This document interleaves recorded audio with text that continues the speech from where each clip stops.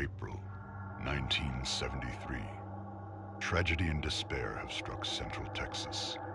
A young college student named Maria Flores has seemingly vanished without a trace.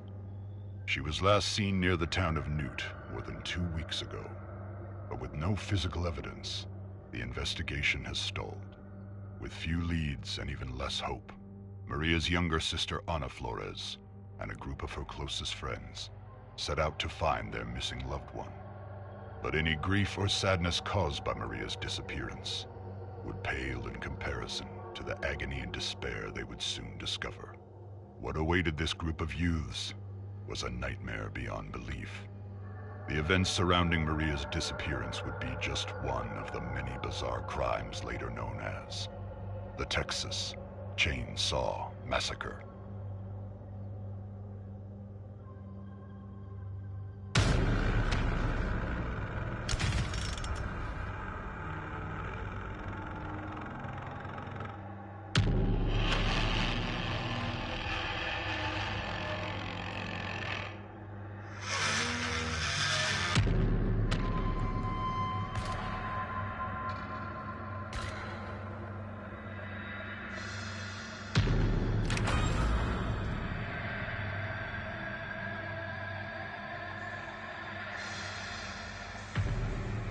You're part of the family now. It's up to you to secure the property and stop victims from escaping. The family's way of life depends on it. Keep all doors locked and make sure all exits are closed, trapped, or guarded. Make sure to monitor crucial pieces of equipment like generators, the fuse box, and the water valve pump. The status of these items play a huge role in whether or not victims will have an easy path to escape. Make sure to collect blood from drainage buckets scattered around the map, or by attacking victims directly. Feed this newly acquired blood to Grandpa to make him stronger and more effective. The stronger he is, the more powerful his sonar ability will become. Pretty soon he'll be finding and highlighting victims for the whole family to see. Feed Grandpa enough, and he'll give the family new abilities that can be used for the rest of the match. Remember, Grandpa is the best killer that ever was. Hunt down the victims using abilities and teamwork. Look for signs of movement and listen for noise. Pay attention to your surroundings and keep your eyes and ears open. You never know where one of those victims might be hiding. Speaking of abilities, each family member has a unique ability that can help hunt and track down victims. Careful though. Some abilities have limited quantities, while others are on a cooldown. So hunt wisely. Once you locate or find a victim, make sure you have a plan. Try to set up ambushes and catch them off guard. The direct approach isn't always the best, so use your fellow family members when possible.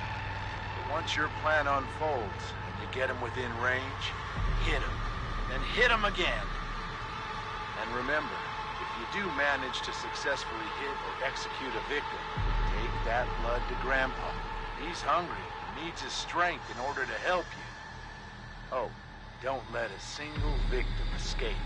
After all, we win as a family, or we lose as a family.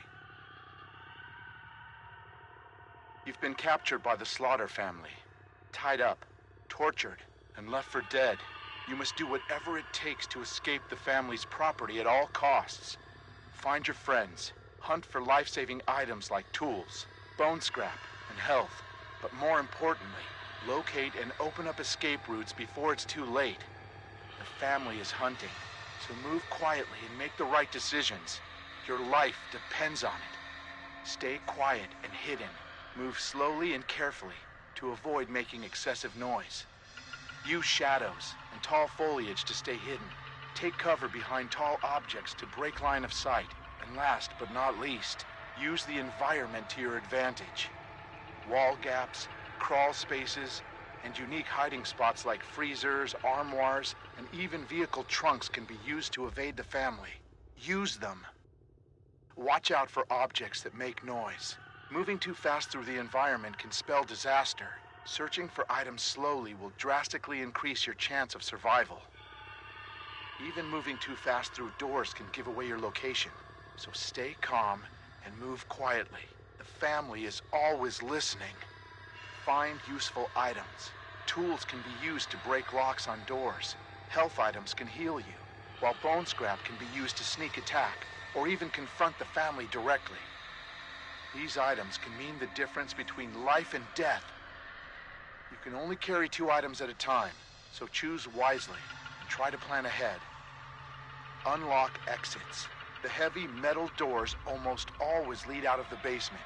Find and open them. Once upstairs, keep moving if possible. There are multiple escape routes located on the outer edges of the property, so find a way to open them. Some escape objectives like the fuse box and water valve pump require specific items to activate them.